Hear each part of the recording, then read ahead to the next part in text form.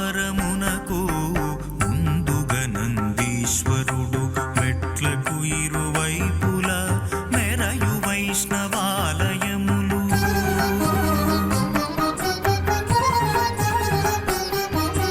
ముఖద్వారమునకు ముందుగా నందీశ్వరుడు మెట్లకు ఇరువైపుల మెరయు వైష్ణవాలయములు. భాసిలు ఆళ్వారు గుడి పశ్చిమ దిగ్భాగములో, భాసిలు ఆళ్వారు గుడి పశ్చిమ దిగ్భాగములో సిద్ధి పొందే కపిల మహర్షి శివైక్య యోగములో, సిద్ధి పొందే కపిల మహర్షి శివైక్య యోగములో.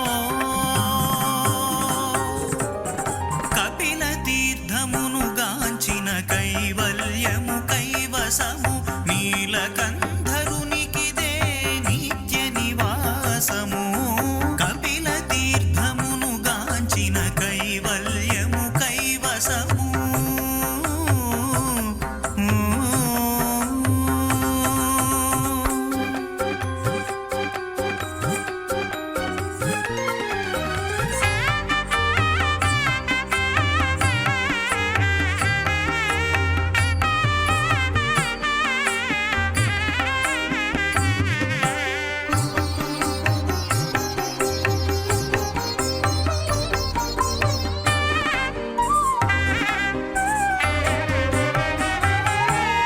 గిరిపై తిరుమలపతి చిరునగవులు కురియగా, జలపాతములు నమక చమకములే పలుకగా.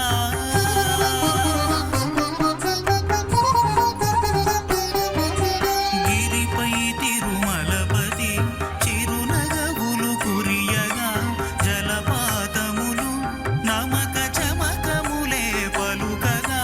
నీరజాక్షి కామాక్షి నేత్ర పర్వము,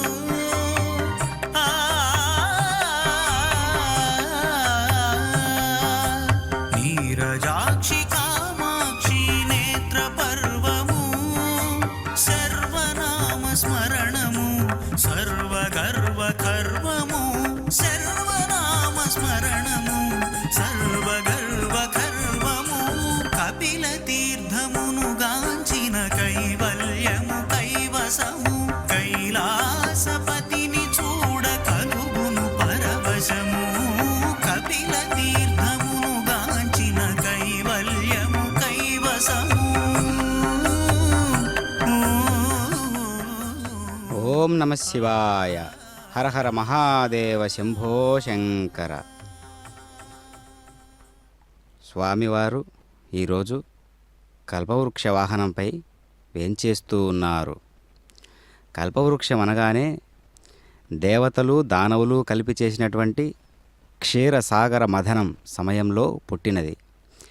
దీనిని దేవతలకు రాజైనటువంటి ఇంద్రుడు గ్రహిస్తాడు. ఇంద్ర అనే శబ్దం ఎంత గొప్పగా ఉందో వేదాల్లో, దాన్ని కాస్త మనం పరిశీలన చేస్తే ఈ దివ్యత్వాలు ఏంటి అనేటివి మనకు అర్థమవుతాయన్నమాట. ఇంద్ర అంటేనే భగవంతుడు అనేటటువంటి సమానార్థాలు కలిగినటువంటి గొప్ప వ్యక్తి, గొప్ప మూర్తీభవించినటువంటి తత్వం. అంటే ఐశ్వర్యస్య వీర్యస్య యశ శ్రేహ వైరాగ్యస్యాద మోక్షస్య షన్నా భగ ఇతి రీత.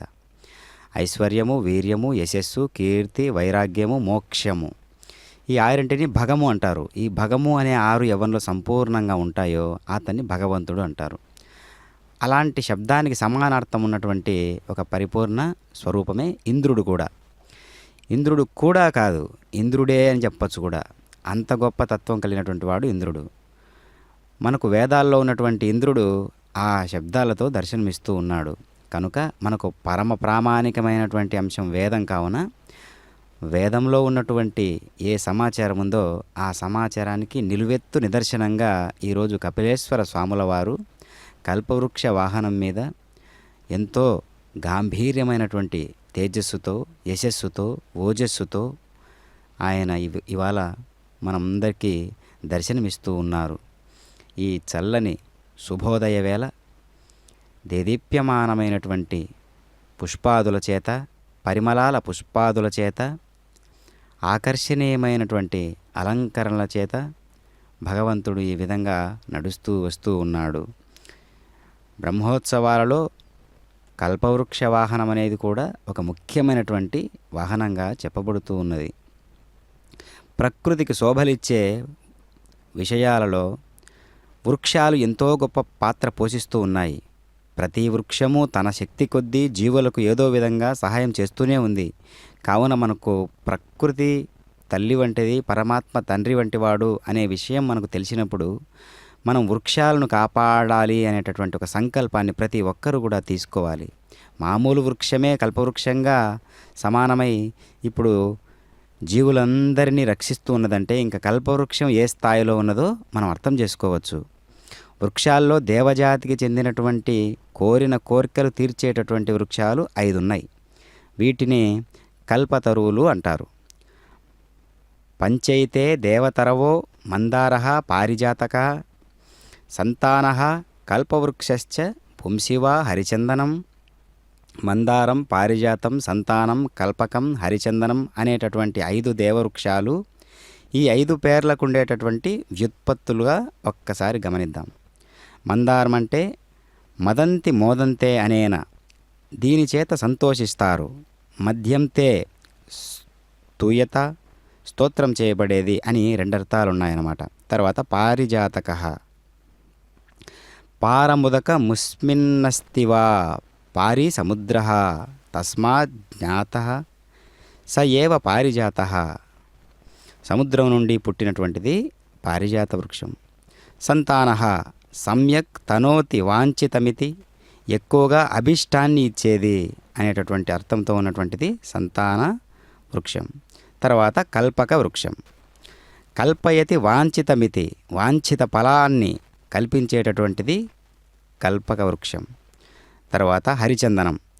హరిమింద్రం చందయతి ఆహ్లాదయతి, ఇంద్రుణ్ణి సంతోషపెట్టేటటువంటిది హరిచందనం అనేటటువంటి కల్పవృక్షం. ఈ వృక్షాలన్నీ కూడా ప్రకృతిలో ఎంత పెద్ద పాత్ర పోషిస్తూ ఉన్నాయో మనకు తెలిసినటువంటి అంశం. అందుకనే తరువుల తిరస ఫలభార గురుతగాంచు ఇంగివ్రేలుచు నమృత మొసంగు మేఘుడు ఉద్దతులు కారు బుధులు సమృద్ధి చేత జగతి ఉపకర్తలకు ఇది సహజ గుణం. చెట్లు ఎంత గొప్పగా పనిచేస్తూ ఉన్నాయి, చెట్లు యొక్క ఉద్దేశ్యం ఏంటి, చెట్లు ఈ ప్రకృతి మాతలో ఎంతగా లీలమై ప్రతి జీవిని ఏ విధంగా రక్షిస్తూ ఉన్నాయి. డైరెక్ట్గా నేరుగా అందించేటటువంటి ఆక్సిజన్, నేరుగా ప్రాణాన్ని మనకు అందిస్తున్నటువంటి వృక్షాలు ఈ సమాజం మొత్తానికి ఎంత పెద్ద పాత్ర పోషిస్తూ ఉన్నాయి. మనకు అనేక రకాలైనటువంటి ఆనందాన్ని, ఆరోగ్యాన్ని కలిగించేటటువంటి వృక్షాలను మనం ఎప్పుడూ కాపాడుకుంటూ ఉండాలనేటటువంటి సంకల్పాన్ని కుదిర్చి ఈ కల్పవృక్ష వాహనారూఢుడైనటువంటి కపిల మహాముని కపిలేశ్వరుడు ఈ విధంగా కల్పవృక్ష వాహనారూఢుడై పయనిస్తూ ఉన్నాడు. ఓం నమ శివాయ. మృత్యుంజయాయ నమః ఓం. ఓం మృత్యుంజయాయ నమః ఓం. త్రయంబకాయ నమః ఓం. త్రయంబకాయ నమః ఓం. లింగేశ్వరాయ నమః ఓం. లింగేశ్వరాయ నమః ఓం. సర్వేశ్వరాయ నమః ఓం. సర్వేశ్వరాయ నమః ఓం. ఓం నమః శివాయ నమః ఓం. ఓం నమః శివాయ నమః ఓం. ఓం నమః శివాయ నమః ఓం. ఓం నమః శివాయ నమః ఓం. ఓం నమః శివాయ నమః ఓం. ఓం నమః శివాయ నమః ఓం.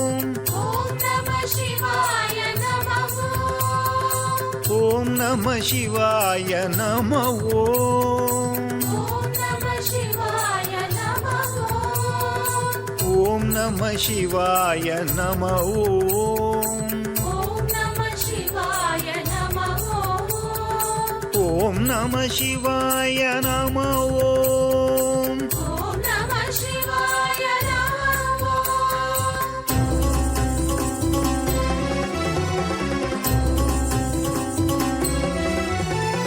మృత్యుంజయాయ నమ ఓం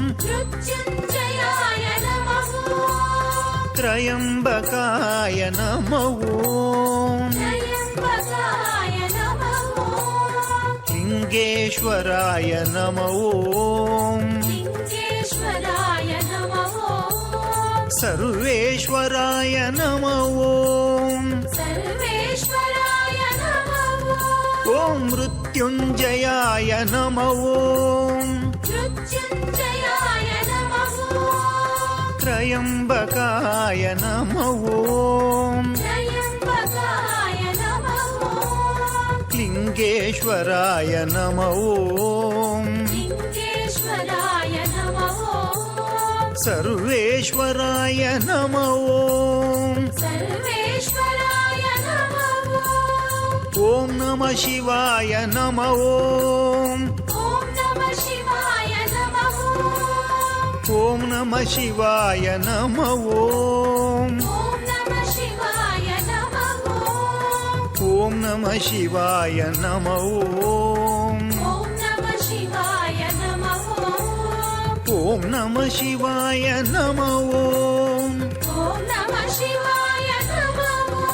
ఓం ఓం నమ శివాయ నమ ఓం ఓం నమ శివాయ నమ ఓం ఓం నమ శివాయ నమ ఓం ఓం నమ శివాయ నమ ఓం ఓం నమ శివాయ నమ ఓం ఓం నమ శివాయ నమ ఓం ఓం నమ శివాయ నమ ఓం ఓం నమ శివాయ నమ ఓం ఓం నమ శివాయ. ఓం నమ శివాయ. హర హర మహాదేవ శంభో శంకర. కపిల మహాముని తపస్సు చేత ఎంత గొప్ప దేదీప్యమానమైనటువంటి ఆ సార్థక నామాన్ని ఈరోజు మనం గమనించవచ్చు. కల్పవృక్ష వాహనారూఢుడైనటువంటి పరమాత్మ ఈరోజు చల్లని దీవెనలతో ఈ చల్లని శుభోదయ వేళ అందరికీ అనుగ్రహాన్ని ప్రసాదిస్తూ ఉన్నాడు. అమ్మవారి చెంత కూర్చొని దేవేరి పక్కన కూర్చొని అనుగ్రహం అంటే ఇది కదా అనేటటువంటి మంగళకరమైనటువంటి నాద విన్యాసాలతో పరమాత్మ సేవలందుకుంటూ ఉన్నారు. వృక్షము అనగానే ఆ తత్వం ఏంటో మనం అర్థం చేసుకోవాలి. ముందుగా 10 బావులు కలిస్తే ఒక నదితో సమానం. 10 బావులు కలిస్తే ఒక నదితో సమానమైనప్పుడు, 10 నదులు కలిస్తే ఒక సముద్రంతో సమానమైనప్పుడు, 10 సముద్రాలు కలిస్తే ఒక సుపుత్రునితో సమానమైనప్పుడు, 10 మంది సుపుత్రులు ఒక వృక్షంతో సమానం. ఆ వృక్షాన్ని పెంచే ఒక్కడు 1000 మంది వైద్యులతో సమానం. కావున ప్రకృతి నియమం ఏం చెబుతూ ఉన్నది అంటే, వృక్షాలందరూ తయారు చేయాలి, మొక్కను నాటాలి, అది వృక్షంగా మారేంతగా మన ప్రయత్నం ఉండాలి. 1,00,000 మొక్కలు నాటడంలో ఉన్నటువంటి ఉద్దేశ్యం ఏమిటి అంటే, మనం వాటన్నిటిని కూడా వృక్షాలుగా చూడడానికి మన బాధ్యత మనం చేయాలన్నమాట. ప్రస్తుతానికి ప్రకృతిని మొత్తం వికృతి చేసి అనుభవిస్తూ ఉన్నటువంటి ఈ సందర్భంలో మానవుడు ఈ ప్రకృతిని మొత్తం కూడా వికృతి చేసే సందర్భంలో కపిలేశ్వర స్వాముల వారు ఇదిగో కల్పవృక్ష వాహనం ఒక ఆదర్శంగా ఉన్నది, భూలోకానికి విచ్చేసి వచ్చి ఉన్నది, దానినైనా చూసి కోరిన కోరికలనిచ్చేటటువంటి కల్పవృక్షాన్ని అందరూ ఆదర్శంగా తీసుకొని ఈ యొక్క సాహిత్యాన్ని తెలుసుకొని వృక్షాలు అందరూ కూడా కాపాడాలి, మొక్కలు అందరూ కూడా నాటాలి. మామూలుగా అయితే సాధారణంగా మామిడి చెట్టు మామిడి ఫలాన్నే ఇవ్వడం సహజం, వేప చెట్టు వేప విత్తనాలని ఇవ్వడం సహజం, వేపకాయలను ఇవ్వడమే సహజం. కానీ కల్పవృక్షం అంటే కోరిన కోరికలన్నిటినీ తీర్చేటటువంటి గొప్ప దివ్యమైనటువంటి ఔషధీ గుణాలు కలిగినటువంటి ఒక గొప్ప దేవతా వృక్షం. కావుననే కల్పవృక్షం అనేటటువంటిది లోకాతీతమై అన్ని లోకాలను పావనం చేసేటటువంటి శక్తి కలిగినటువంటిది కల్పవృక్షం.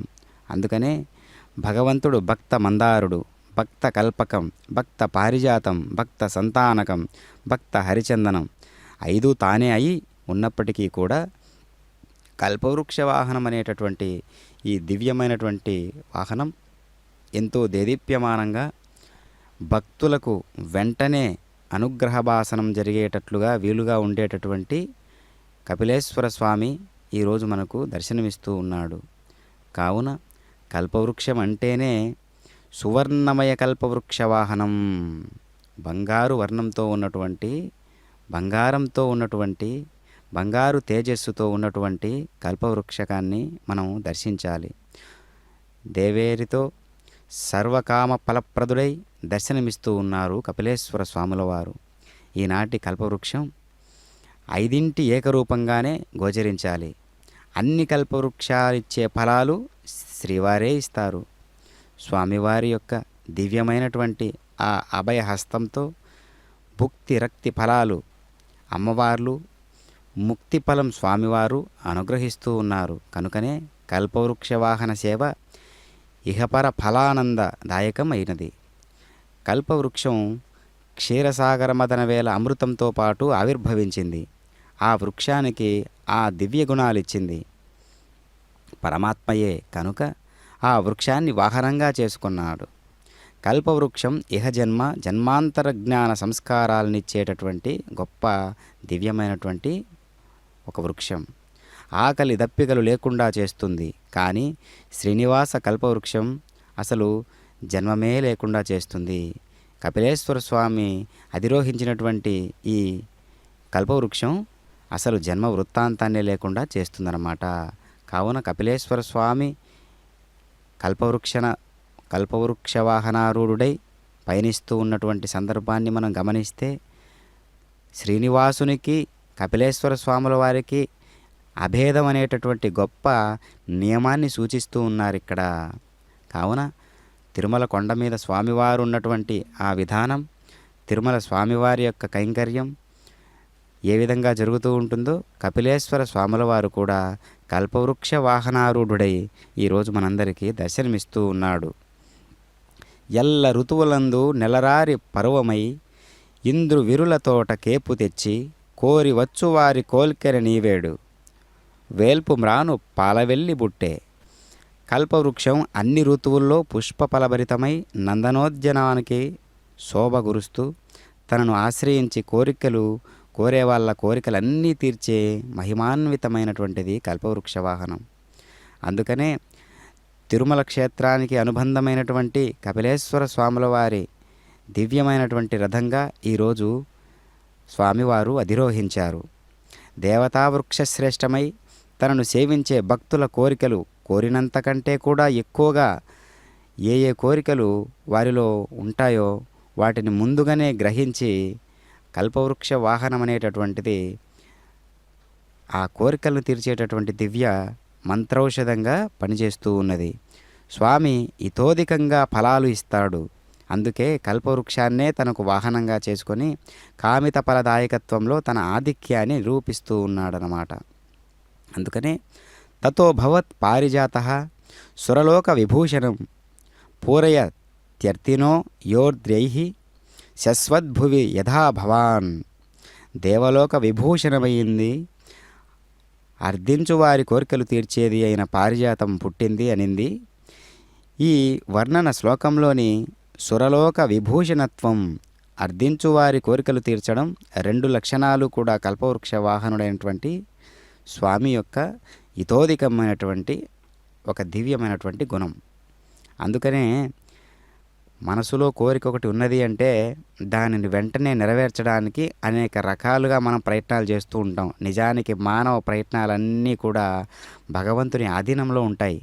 శివాజ్ఞ లేనిదే చీమ కూడా కుట్టదు అని అంటారు కదా, లోకం అంగీకరించినటువంటి వాస్తవమైనటువంటి విషయం కదా ఇది. కావున హర హర మహాదేవ శంభో శంకర అనేటటువంటి దివ్యమైనటువంటి మంత్రంతో మనం మన యొక్క హృదయాలన్నీ కూడా నిండి ఉండాలి ఈ మధుర క్షణాలయందు.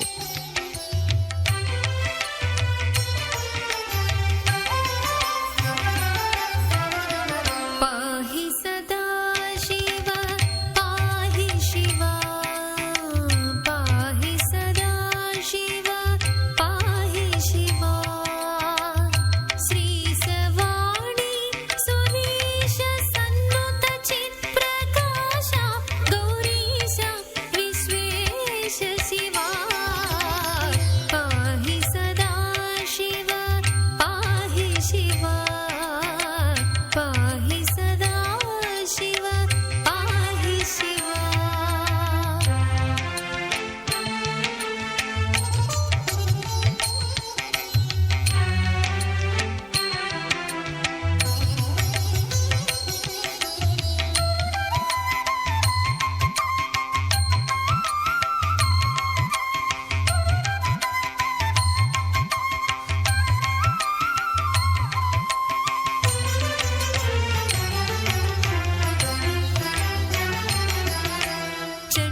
चण्डप्रताप ब्रह्माण्ड स्वरूप श्रीखण्डेन्दुधर नित्याखण्ड शिवा चण्डप्रताप ब्रह्माण्ड स्वरूप श्रीखण्डेन्दुधर नित्याखण्ड शिवा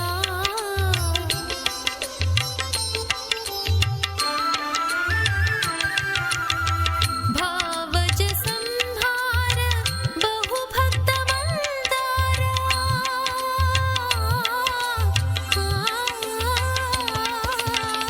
भावज संहार बहुभक्त मंदार भावनातीत प्रभाव शिवा शिवा भावनातीत प्रभाव शिवा पाहि सदा शिव पाहि शिवा पाहि सदा शिव पाहि शिवा श्री सवाणी सुरेश सन्नुत चित्प्रकाश गौरीश विश्वेश शिवा पाहि सदा शिव पाहि शिवा पाहि सदा शिव पाहि शिवा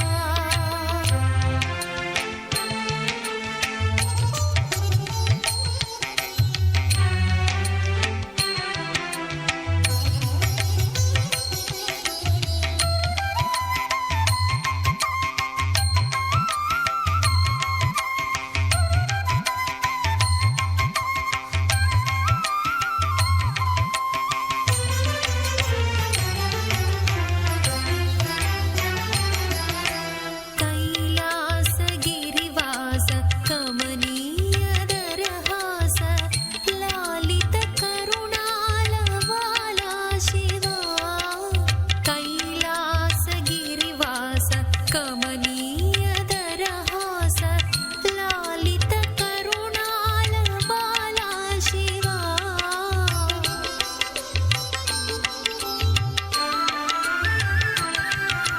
तरिगुण्ड हरिमित्र गुरुतर शिखि नेत्र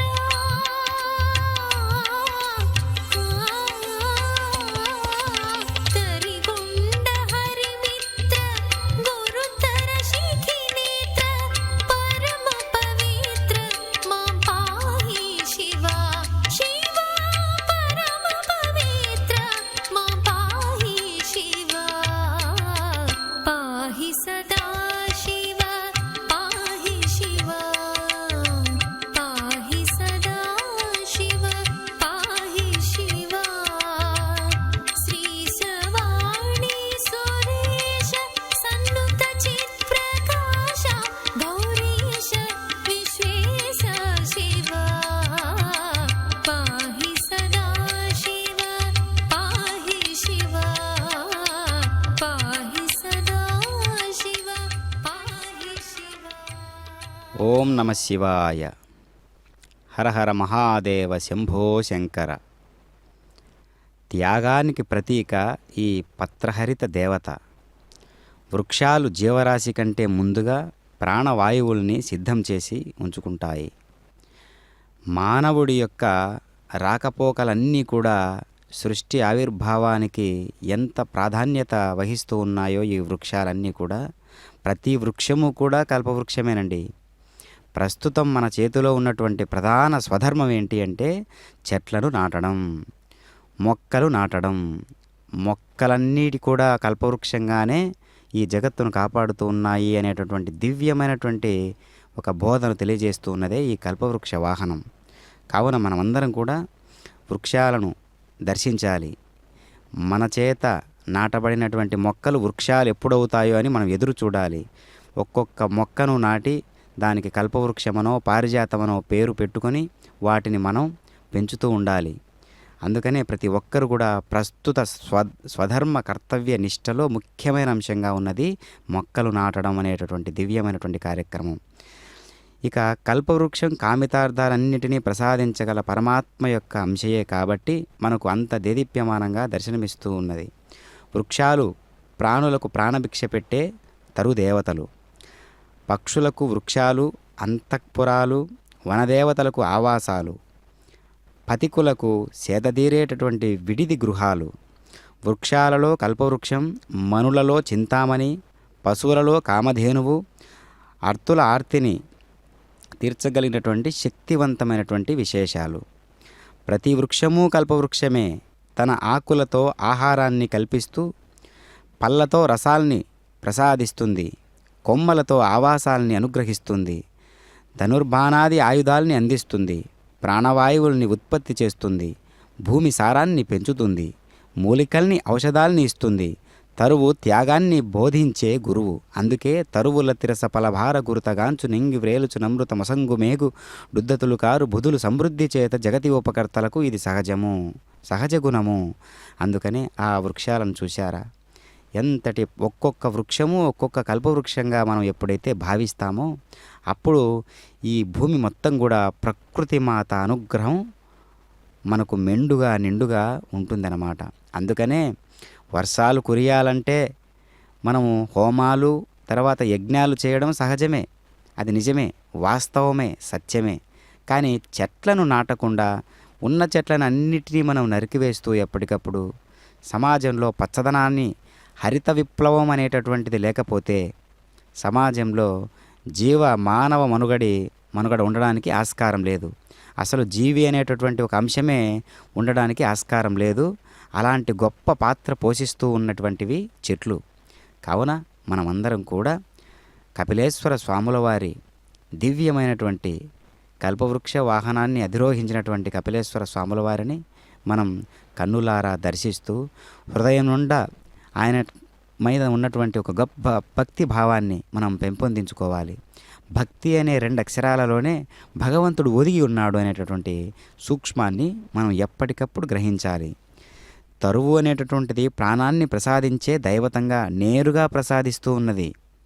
ప్రాణం అనేటటువంటి దాన్ని తరువు పచ్చని రూపంలో ప్రత్యక్షమవుతున్నటువంటి పరమాత్మగా మనం భావించాలి. వృక్షం ప్రాణబంధువు, నవరసాల సింధువు, చివురించి ఎదిగే గరుడ పచ్చల నిధానం, అరణ్య సామ్రాజ్య మూల పురుషుడు, చెట్టుకు మనిషికి ఉన్న ప్రబంధమైనటువంటి ప్రాణప్రద బాంధవ్యాన్ని చాటి చెబుతూ స్వామి కల్పవృక్ష వాహనంతో సాగి వస్తూ ఉన్నాడు. స్వాములవారు మందార సుమనో భాస్వాన్, మందార పుష్పాలతో విరాజిల్లేటటువంటి మందారం పేయమాలి అనే ఒక దివ్యమైనటువంటి నామం ఉంది స్వామివారికి కూడా. మందారమాలలు, సంపెంగమాలలు కలవాడని అర్థం కూడా ఒక విశేషమైనటువంటి అర్థం కలిగి ఉన్నది. కావున వృక్షాలలో కల్పవృక్షం కామితార్థప్రదాయని, దేవతా వృక్షం. ఇది భూలోక వృక్షం కాదు, దేవలోకంలో పెరిగే మహిమాన్వితమైనటువంటి వృక్షం.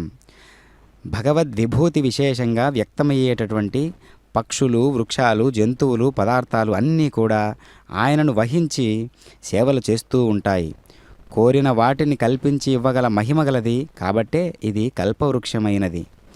ఆ కోరిక బాగోగులన్నీ నీ బాధ్యతే. ఒక్క భగవంతుడు మాత్రమే మనం కోరినా అహితమైన వాటిని ఇవ్వడు, కోరకున్నా హితమైన వాటిని ఇస్తాడు. సహజంగా తన పళ్ళను, ఆకులను, పూలను, కొమ్మలను, తన త్వక్కు అంటే బెరడును, స్కంధాన్ని, మూలాలను అన్నింటినీ మానవులకు, పశువులకు, పక్షులకు పై